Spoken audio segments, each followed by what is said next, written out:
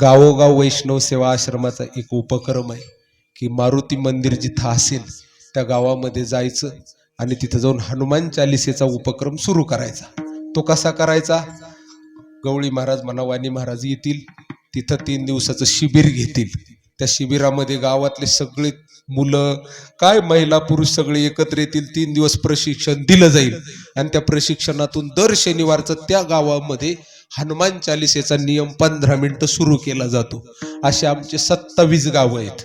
आतापर्यंत मी 27 गावाला दिलेलं वेळ आहे।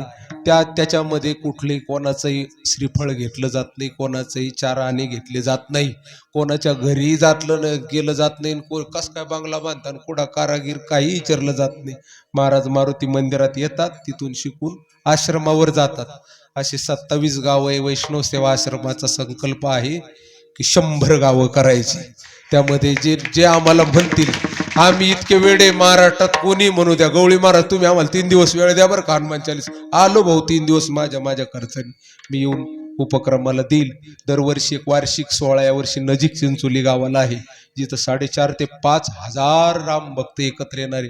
यावर्षी भारतानंद स्वामीजी गुरुजी ज्यांच्याकडे आम्ही शिकलो ते सुद्धा येणारे आशीर्वाद देण्यासाठी। म्हणून ज्यांना वाटत असेल आपल्या गावामध्ये जर हनुमान भक्त तयार व्हावे तर तुम्ही आम्हाला बोलू शकता।